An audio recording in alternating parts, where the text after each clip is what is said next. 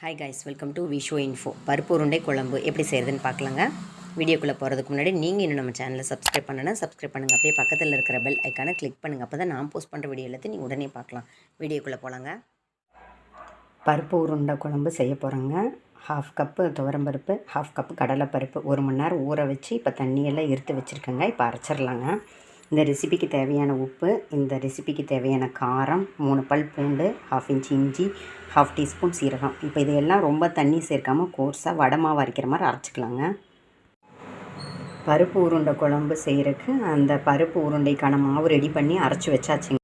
அதுக்கப்புறம் பருப்பு உருண்டை குழம்பு செய்கிறதுக்கு அந்த குழம்புக்கு தேவையான பொருளாக பார்க்கலாங்க. இந்த ரெசிபிக்கு தேவையான உப்பு, அப்புறம் 1 சிட்டிகை சோம்பு, 1 சிட்டிகை வெந்தயம், 1 சின்ன சைஸ் தக்காளி, 2 பல் பூண்டு கட் பண்ணி வச்சுருக்கேன். சின்ன வெங்காயம் ஒரு 10 அந்த மாதிரி நறுக்கி வச்சுருக்கேங்க. சின்ன வெங்காயம் சேர்த்தா தான் சூப்பராக இருக்கும். அதுக்கு மேலே நம்ம விருப்பந்தாங்க. 1/4 ஸ்பூன் சோம்பு எடுத்து வச்சுருக்கேன். 1 சிகப்பு மிளகாய் எடுத்து வச்சுருக்கேன். இதெல்லாம் தாளிக்க சேர்க்கணுங்க. சின்ன லெமன் சைஸ் புளி கரைச்சி வச்சுருக்கேங்க. இந்த குழம்புக்கு தேவையான குழம்பு மிளகாய் தூள் எடுத்து வச்சுருக்கேங்க. தேங்காய் பால் எடுத்து வச்சுருக்கேங்க. இப்போ குழம்பு எப்படி செய்கிறதுன்னு பார்க்கலாங்க. ஒரு பேனை ஹீட் பண்ணி 2 டேபிள் ஸ்பூன் ஆயில் விட்டுருக்குங்க. 1/2 டீஸ்பூன் கடுகு சேர்த்துக்கலாங்க. கடுகு வெடித்த உடனே நம்ம எடுத்து வச்சுருக்கிற சோம்பு சேர்த்திக்கலாம். அதுக்கப்புறம் வெந்தயம் சேர்த்துக்கலாங்க.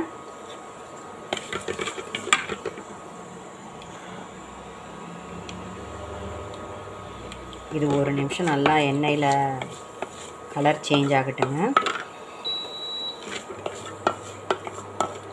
சோம்பு வெந்தயம் ஓரளவுக்கு எண்ணெயில் வெந்தால் தான் நல்லாயிருக்கும். கடுகு நல்லா வெடிச்சிருச்சு. இப்போ ஒரு சிகப்பு மிளகாய் சேர்த்துக்கலாங்க. நம்ம எடுத்து வச்சுருக்கிற வெங்காயம் சேர்த்துக்கலாம். அப்புறம் பூண்டு சேர்த்துக்கலாங்க. இந்த ரெசிபிக்கு தேவையான உப்பை சேர்த்துக்கலாம்.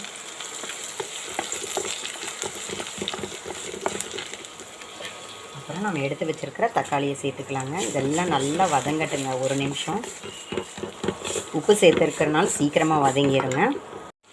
நம்ம சேர்த்த வெங்காயம் தக்காளி வதங்குறதுக்குள்ளே நம்ம குழம்பு மிளகாய்த்தூள் புளியில் கரைச்சிக்கலாங்க.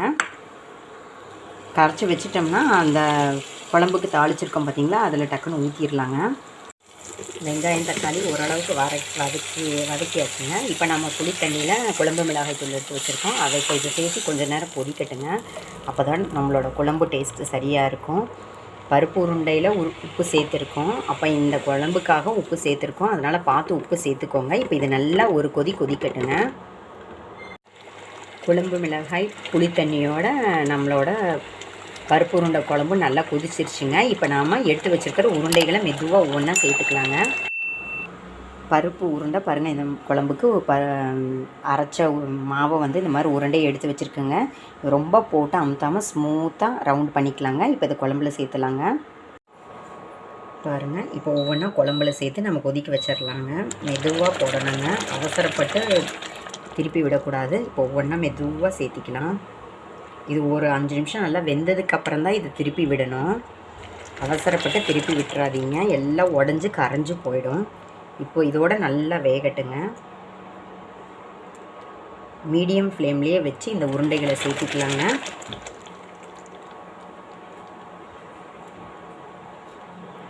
இந்த மாதிரி மெதுவாக ஒவ்வொன்றா நம்ம சேர்த்துட்டோம்னா நம்மளோட பருப்பு உருண்டை குழம்பு உடையாமல் கரெக்டாக வருங்க. அதே மாதிரி பக்குவமாக பதமாக அரைக்கணுங்க, இல்லாட்டி அரைக்கும் போதே வேஸ்ட் ஆகிடுங்க. இது நல்லா கொதிக்கட்டுங்க, பார்க்கலாம். பருப்பு உருண்டையோடு நம்ம குழம்பு கொதிச்சிட்ருக்குங்க. ஒரு 5 மினிட்ஸ் ஆயிடுச்சுங்க. இப்போ நாம் கெட்டியாக எடுத்து வச்சுருக்கிற தேங்காய் பாலை இப்போ அதில் சேர்த்துலாங்க. இதையும் சேர்த்து கொதிக்கும்போது நம்மளோட குழம்பு டேஸ்ட்டு இன்னும் சூப்பராக இருக்குங்க. இதுவும் ஒரு 2 நிமிஷம் நல்லா கொதிக்கட்டுங்க, பார்க்கலாங்க. பாருங்கள், நம்மளோட பருப்பு உருண்டை குழம்பு சூப்பராக ரெடி ஆகிடுச்சிங்க. உப்பு காரம் செக் பண்ணிக்கோங்க, பார்த்து பக்குவமாக எடுங்க, உடையாமல் எடுங்க. தேங்காய் பால் ஊற்றுனதுக்கப்புறம் ரொம்ப நேரம் வேக விடக்கூடாதுங்க. இப்போ இந்த டைம் வெந்தாலே நம்ம பருப்பு உருண்டையில் சூப்பராக வெந்திருக்குங்க. இப்போ இதை ஒரு பவுலுக்கு மாற்றிட்டு காமிக்கிறேங்க. சூப்பராக எம்மையாக நம்மளோட பருப்பு உருண்டை குழம்பு ரெடி ஆகிடுச்சிங்க. ரெகுலராக சாம்பார், வத்த குழம்பு, புளிக்குழம்பு செய்கிறதுக்கு பதில் இதை நீங்கள் ட்ரை பண்ணி பாருங்கள். இது ஒரு ட்ரெடிஷ்னல் ரெசிபி தாங்க. இது நிறைய பேருக்கு தெரிஞ்சிருக்கும். இது தெரியாதவங்களுக்காக இந்த ரெசிபிங்க. ட்ரை பண்ணி பாருங்கள், சூப்பராக இருக்குங்க, எம்மியான டேஸ்ட்டாக இருக்குங்க. இது டிஃபனுக்கும் இட்லி தோசைக்கும் தொட்டு சாப்பிட்லாம், சப்பாத்தி பூரிக்கு நல்லாயிருக்கும், ஒயிட் ரைஸுக்கு அல்டிமேட்டாக இருக்குங்க. இதை நம்ம அதாவது இந்த குழம்பு செஞ்சிட்டோம்னா ஒயிட் ரைஸுக்கு போட்டு சாப்பிட்றது இல்லாமல் தயிர் சாதத்துக்கு ஊறுகாய்க்கு பதில் தொட்டு சாப்பிட்லாங்க. அதுக்கப்புறம் நம்ம கூட்டு பொரியல் எதுவுமே ரசம் செஞ்சுக்கலாங்க. இப்போ ரச சாதத்துக்கு நம்ம ஒவ்வொருத்தர் ஏதாவது பொரியல் வறுவல் வச்சு சாப்பிடுவாங்க.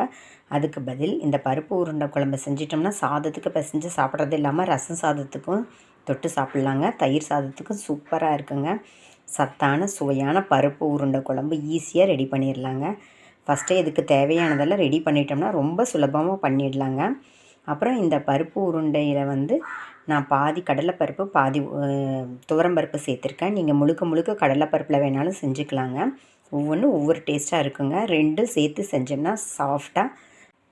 ட்ரை பண்ணி பாருங்கள். என்னங்க இந்த ரெசிபி உங்களுக்கு பிடிச்சிருந்தா லைக் பண்ணுங்கள், ஷேர் பண்ணுங்கள், கமெண்ட் பண்ணுங்கள். ஞாபகமாக சப்ஸ்கிரைப் பண்ணுங்கள். ஓகே, பாய்.